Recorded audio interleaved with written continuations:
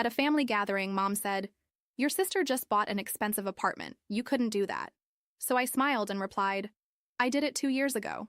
No one bothered to ask. They demanded a housewarming party, and I just sat looking at my phone, incredulous. My mother had just called, inviting me to dinner at my parents' house. We hadn't spoken in months, and I hadn't visited them in years. I'm Donna, I'm 32 years old, and I'm the black sheep of the family, or at least, that's how they see me. Growing up, I was always the second choice. My younger sister, Melissa, was the favorite. The golden child who never made mistakes. She was prettier, more charming, and had that ability to captivate everyone, especially our parents. It's not that they were cruel to me. It was just obvious who they preferred. The dance recital they missed because they were too busy. Somehow, when it was Melissa's turn, time appeared. My average grades provoked lectures, but hers meant she's doing her best. I sighed and put my phone on the marble countertop. Its coolness reminded me of that small luxury in the apartment I never told them about. Why was Mom calling now? What did they want? All right, I muttered to myself. I'll go. A week later, I arrived at my parents' simple suburban house. I dressed deliberately plain, jeans, a basic blouse, few accessories. Nothing that would suggest I wasn't the mediocre manager they imagined. I took a deep breath and rang the doorbell. Dad opened the door. "Donna, come in." "Come in." His welcome was warm but somewhat distracted. As soon as I crossed the living room, I saw why. Melissa was on the sofa, putting on a full show with Mom and Dad, attentive to her every word as she told some anecdote from work. She stopped when she saw me. Her perfect smile didn't falter. "Oh, the prodigal daughter has returned," she said with fake sweetness. Mom immediately stood up. "Donna, honey, it's good you came." She gave me a quick hug and immediately went back to sit next to Melissa. I settled into an armchair across from them, watching as Melissa scanned my clothes with barely disguised contempt. "I love that vintage secondhand style," she commented sarcastically. "Thanks," I responded. "Don't worry. Not all of us need brand names to feel good." Dad cleared his throat. "Well, Donna, your mother prepared something nice for dinner. It'll be ready in about 20 minutes. We talked about superficial things until Mom called us to the table. The same table from our childhood, but now it seemed part of another life. Dad served wine. Melissa resumed her role as the center of attention, talking about her job at the marketing agency. They literally begged me to take the Johnson account. They say I'm the only one who can handle it. That's wonderful. "Honey," Mom said, touching her hand with pride. Dad turned to me. "And you, Donna? Still at the same company? As what? Weren't you an assistant of something?" I took a sip of wine before answering. "I'm still at Berkshire Financial." "Really?" Melissa let out a laugh. "Seriously? 8 years in the same position. Most people would have been promoted by now." I clenched my jaw but kept my composure. They didn't know that I'd been a financial director for 3 years, that my annual bonus exceeded Melissa's entire salary, that last year I made the Business Weekly 40 under 40 list. But I never told them. They were never interested.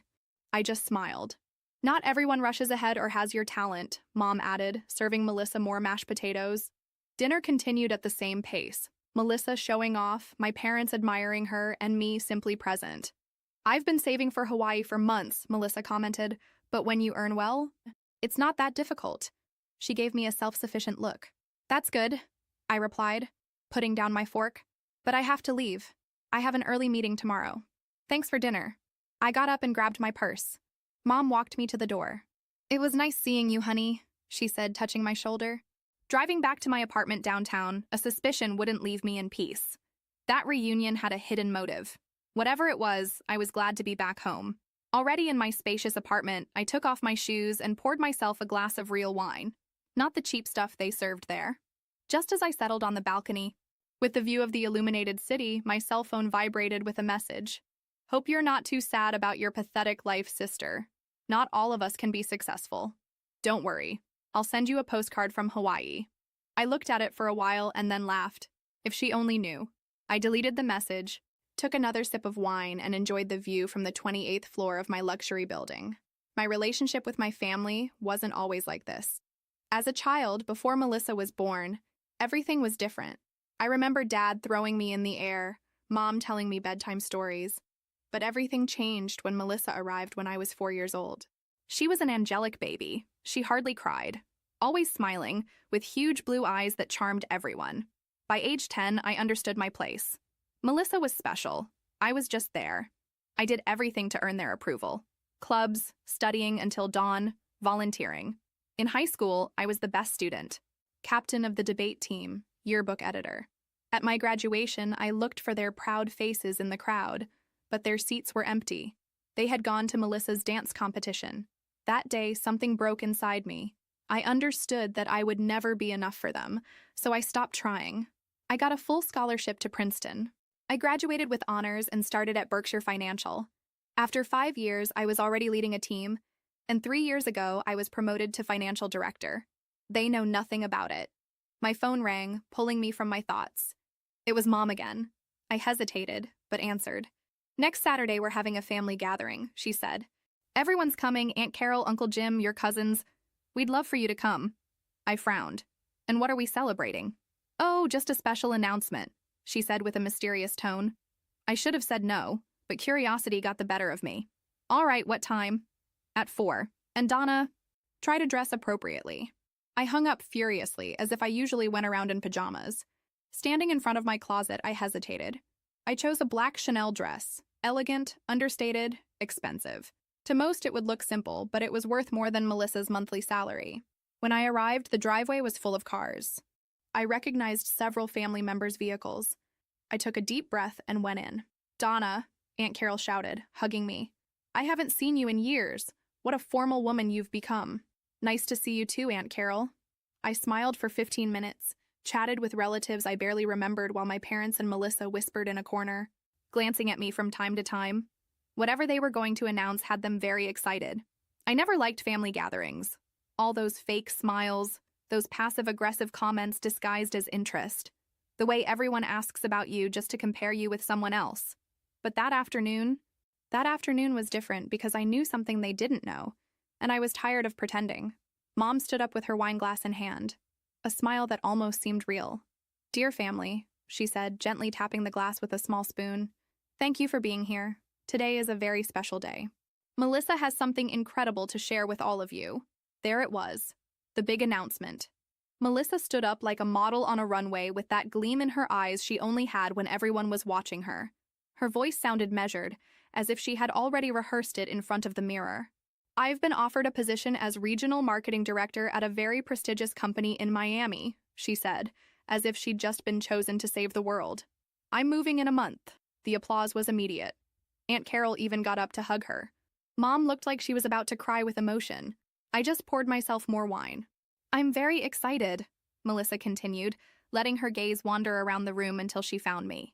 "Not everyone has the opportunity to grow. Some prefer comfort." I looked at her, not with anger, but with the icy calm I had learned to cultivate over the years. "Comfort?"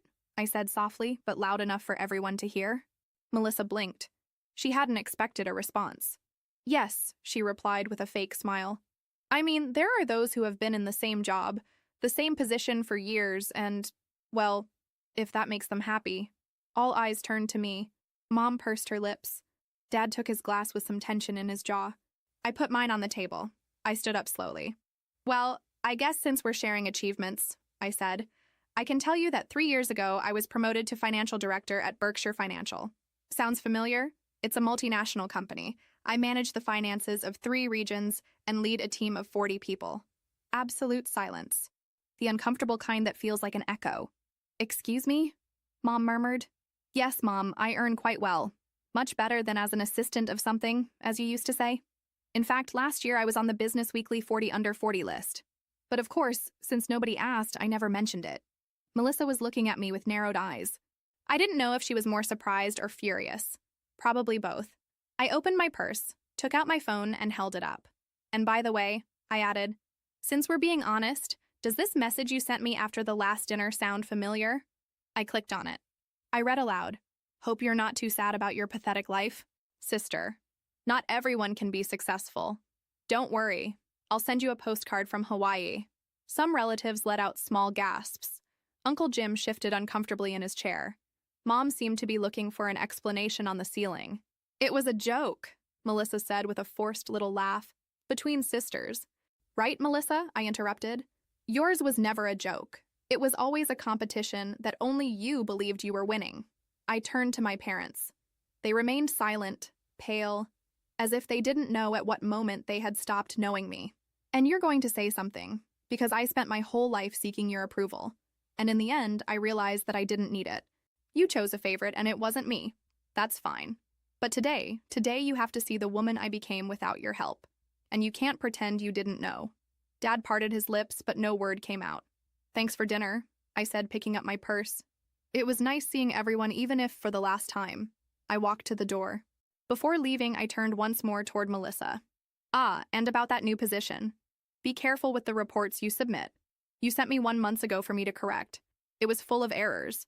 I saved you that time. There won't be a next time. I left. No slamming door, no tears. Just the certainty of having said everything I needed to say. And for the first time in many years, I felt free. The building's elevator still smelled of cheap perfume and reheated empanadas. As I descended to the ground floor, I looked at myself in the interior mirror. I was intact. Makeup in place, dress without a single wrinkle, posture straight. But something in my eyes had broken.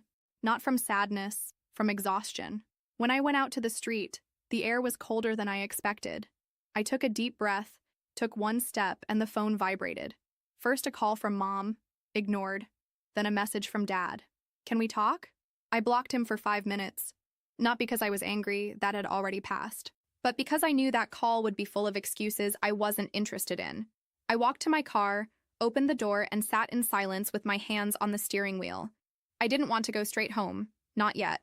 The adrenaline was still making my ribs tremble. I entered into the GPS an address I hadn't written in years. I headed to the University Cafe, the one I frequented when I studied at Princeton. A new version had opened in the city. 25 minutes later, I was there. Same logo, same menu. As if someone had tried to bottle the memories. I went in. There weren't many people. I sat in a corner and ordered a double espresso without sugar. I took out my phone and opened Instagram. Melissa had already uploaded a selfie of the family announcement. Everyone smiling. Mom with glassy eyes, Dad applauding. Her in the center. Blessed with so much love, the caption said. I almost spat out my coffee. After 5 minutes, I received another message from an unknown number. Hi, it's Martin. I don't know if you remember me. Second cousin, Cousin Sonia's son. I was at the meeting today. Can we talk? I blinked. Martin. Yes, I remembered. A short, shy guy who was always glued to his mother at meetings years ago. He had grown up and apparently had been there watching everything. About what? I replied. His answer was immediate. About Melissa and about something I think you should know. I gave him my location. In less than 20 minutes, he appeared. He was taller than I remembered, with somewhat messy hair and square glasses. He wore a shirt with rolled-up sleeves and a face of being on the verge of saying something important for some time. He sat across from me without asking permission. It didn't bother me. You were brutal today, he said without hesitation. Thank you. It was time. I want to tell you something because I think, well, it might affect you or protect you or help you. I don't know. I made a sign for him to speak. Melissa didn't get that job in Miami. I stared at him. Sorry? It was all a lie. Well, half a lie. She did apply, but they rejected her. I work at that same company. The presentation she sent was a disaster. There's an internal list with the worst candidates of the month. She's in the top 5. I leaned back in my chair. My heart was beating hard. Not from surprise. From confirmation. And that's not all, he continued. I heard your parents before you arrived. They were planning the announcement as if it were real. They knew. They knew everything. But they still presented her as a star. I remained silent. I wasn't even sure which part hurt more, the lie or the collaboration. Why are you telling me this? I asked him. Because you were the only honest person in that place. And because I like you, even if you don't know me. I observed him for a moment. Do you have proof? He nodded. He took out his phone, looked for an email. He showed it to me. A PDF file with internal comments from the selection department. Melissa Johnson. Technical weakness, inflated data, not viable for the position. A friend leaked it to me. He also knows it was all an act. I closed my eyes for a moment. I took a deep breath. Thank you, I finally said. I don't know what I'll do with this, but thank you. Do whatever you want, but in case you're interested. He opened a folder on his phone. There's a vacancy they just opened in my department, Senior BP. I'd like to work with you. I smiled for the first time that night. Are you inviting me to apply? No, I'm asking you to come fix the chaos that others, like Melissa, left. I leaned toward him. And what does it take? Courage? Coldness? An excellent memory. I had it all. I left the cafe after 11. On my phone, 5 more unread messages. One from Mom. What you did wasn't fair. Your sister is having a hard time. We'll talk later. I blocked her. I had spoken enough for one night. The next day, I woke up before the sun, not because I had something urgent to do, but because my body was still in alert mode. The family dinner, the lies, Martin's revelation, everything was spinning in my head like a broken dryer. I stayed in bed looking at the ceiling while the city began to move down below. The email with the PDF was still on my phone like a bomb about to explode. I reread it 3 times. Each line was another stake in the myth of perfection that my family had built around Melissa. It was ironic. While I was building a real career without anyone noticing, she was putting up a flimsy facade and everyone applauded as if it were marble. It wasn't. It was cardboard painted with cheap gold. I got up, made coffee, and sat in front of my laptop. Martin was right. There was a vacancy. A very juicy one. Not that I needed the job, but what better way to close a circle than by entering through the door that had been slammed in Melissa's face? I opened my resume, updated it. I uploaded the cover letter. Personalized, direct, elegant. I sent it. 20 minutes later, an automatic confirmation. 2 hours later, a human response. We'd love to meet you. Availability for an interview this week? I replied yes. I smiled. Not for the job, for the silent message that would send. At 5 p.m., the phone rang. It was Mom again. This time I let it ring. Then came a message. Your sister is devastated. She says she can't get out of bed. Are you happy now? No, I replied. What irony. A lifetime minimizing my emotions, and now, suddenly Melissa's sadness was a national tragedy. But that wasn't what bothered me. What really pissed me off was the fact that still, even after everything, my mother expected me to feel guilty. 2 days later, I was at the interview. Glass skyscraper, 41st floor, view of the bay. Miss Johnson, the operations director told me, I won't lie to you. We already had an internal candidate in mind, but your profile impressed us. I'm glad to hear that, I replied. And I know this may sound inappropriate, but do you have any relationship with Melissa Johnson? I looked him in the eyes. Yes, she's my younger sister. He leaned back in his chair. Curious. She applied recently and didn't pass the filter. Not surprising, I said, crossing my legs. Sometimes having the same last name doesn't mean having the same level of preparation. The man smiled. He wrote something down. I returned home that night with a strange mix of calm and expectation. I knew that by accepting that job I was entering new territory, one where I didn't have to hide who I was, what I had achieved, or what I was worth, but it was also an act of silent warfare. A declaration. The next day was even better. Martin called me. Have you seen Melissa's Instagram? No, why? She posted that she's reconsidering her next steps, that she rejected an opportunity because she prefers to focus on personal projects. I let out a laugh that escaped without meaning to. Of course, personal projects, lying to everyone. Your parents' hearts, happy faces? Obviously. When the lie is comfortable, no one wants the truth. Silence on the line. Then Martin spoke again. Hey, what if I invite you to dinner? Would that be weird? I blinked. Not from surprise, but because my brain took a second to make the transition from cold revenge plan to someone is flirting with me. Depends. Does dinner include decent wine? The best. And no stories about perfect cousins? Then maybe yes. That night, already in pajamas, I received one last message from Mom. Short, cold. I don't recognize what you've become. I looked at it. I stayed a while with my finger hovering over the screen and finally wrote, I became someone who no longer needs your approval. Send silence. And for the first time, that silence was mine. Martin arrived on time. He brought a bottle of Chilean wine and a smile that suited him too well to be part of my family.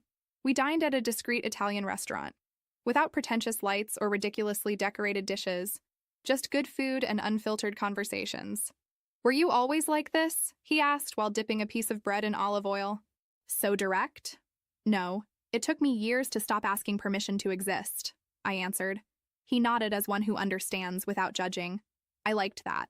I didn't want consolation. I wanted a clean look. Almost at the end of dinner, my phone vibrated. Email notification.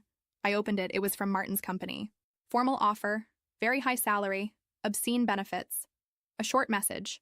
We hope you accept. Your profile is exactly what we need. Martin looked at me. I saw that he knew, but he didn't say anything. He just raised his glass. To what's coming, he said. Shall we toast? 2 days later, I signed the contract. I accepted the position. And with that, I accepted something else. I was no longer the Donna who pretended to be less to not make others uncomfortable. I was no longer going to bend to fit into spaces that didn't want me complete. But of course, the universe wasn't going to let me savor that in peace. One morning, while checking emails on my balcony, the building doorman called me. He had an envelope for me with no return address. I went down. I received it. Upon opening it, I found a wrinkled printed sheet, a photograph. The sheet was a letter from Dad. Donna, I don't know if you'll read this, but I need to say it. Your mother is not well. She has been very affected since the meeting.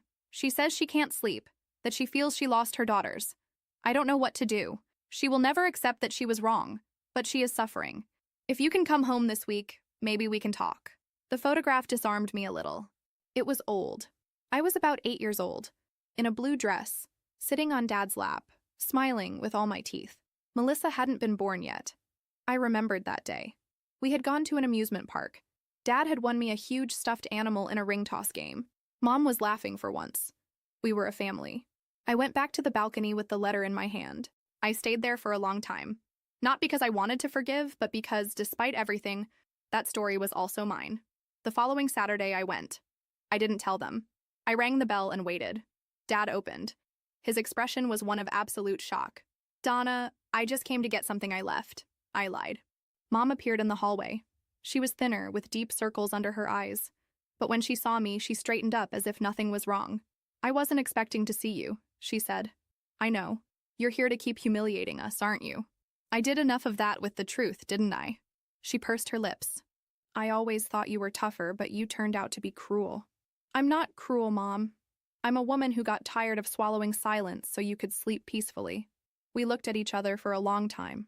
No one lowered their gaze. Finally, I spoke. Martin told me the truth, that you knew about Melissa's job, that you lied to maintain the facade. Dad ran a hand over his face. It was your mother's idea. Of course it was mine, Mom said, raising her voice. And what did you want?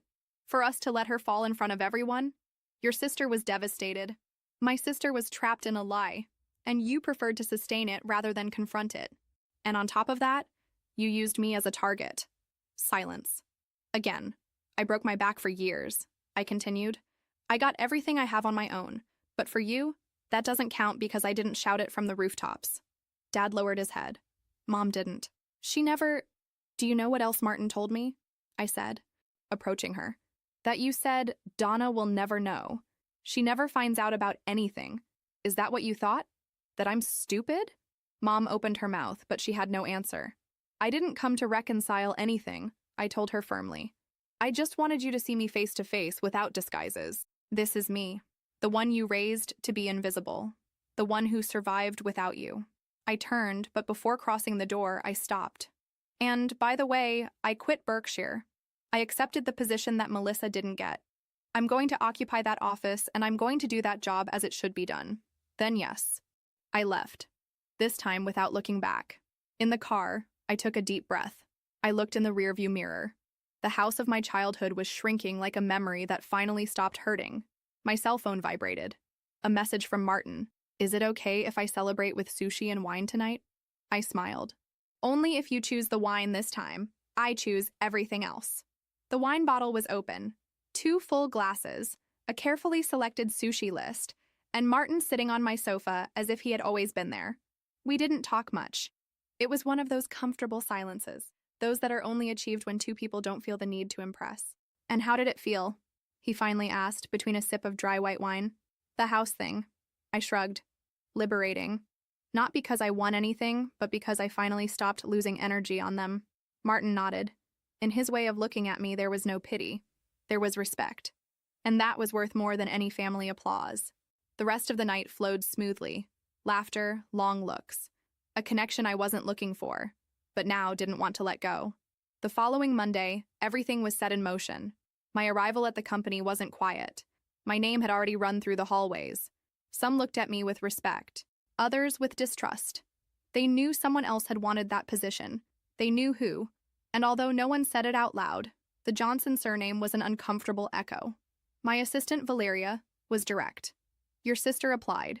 Some here thought the position would be hers. When she didn't get it, She disappeared. No one understood what happened. What happened was that someone had to do the job well, I said, reviewing the report on my desk. And now it's me. Valeria smiled as if she had been waiting for someone to finally say the obvious.